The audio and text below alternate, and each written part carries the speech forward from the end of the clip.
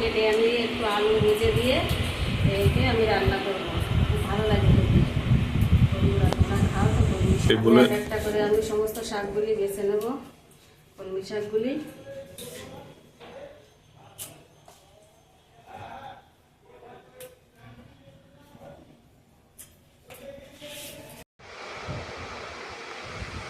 বন্ধুরা আমি এই কলমি শাক নিয়ে এসেছি বাজার থেকে। কলমি শাকগুলো আমার কাটা হয়ে গেছে। এগুলোর মধ্যে চাষের কলমি শাক, আর একটা আছে তোমার দেশিটা একটু লম্বা লম্বা মতো হয় ডাঁটা, ওটা ভালো লাগে খেতে, এটাও ভালো লাগে।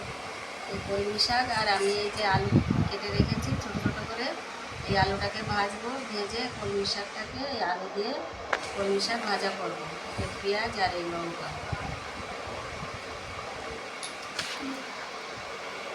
এবার আলুগুলোকে ভেজে নেবো একটু, আলুগুলোকে দিয়ে দিয়েছি।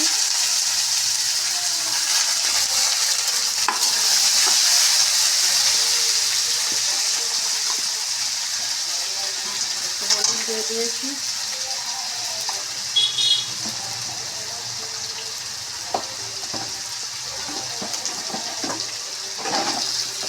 এবার একটু নুন দিয়ে দিচ্ছি।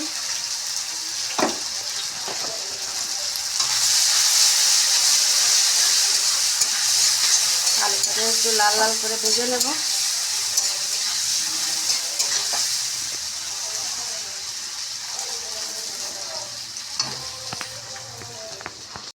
এবার আমার আলুগুলো লাল লাল করে ভাজা হয়ে গেছে, আমি আলুগুলোকে তুলে দিচ্ছি।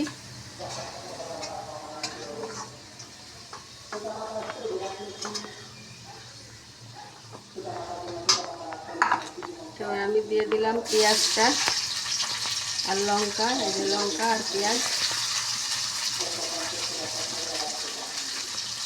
পেঁয়াজটা একটু বাড়িয়ে দিলাম, লঙ্কা আর পেঁয়াজটা একটু ভাজা ভাজা করে নেব।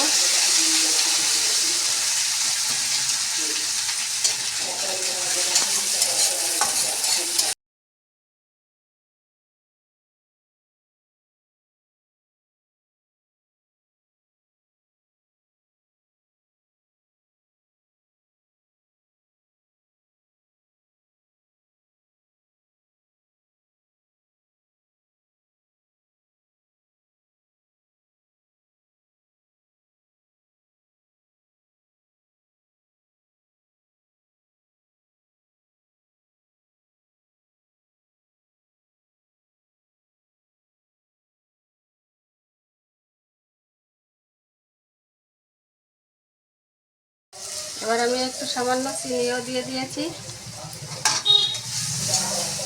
এবার শাকগুলোকে দিয়ে দিলাম, শাকগুলোকে দিয়ে দিচ্ছি, কলমি শাক।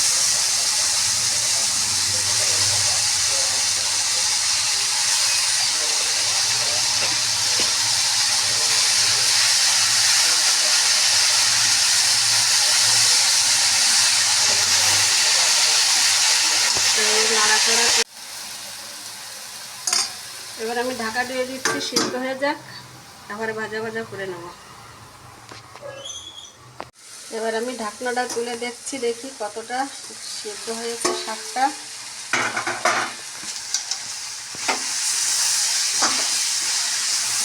প্রায় সিদ্ধ হয়ে গেছে।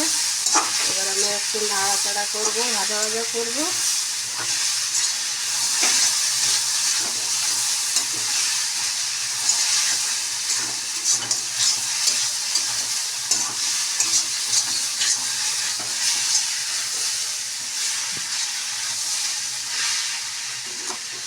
সিদ্ধ হয়েছে কিনা? হ্যাঁ, সিদ্ধ হয়ে গেছে। আমি আলুটা ঢেলে দিয়েছি।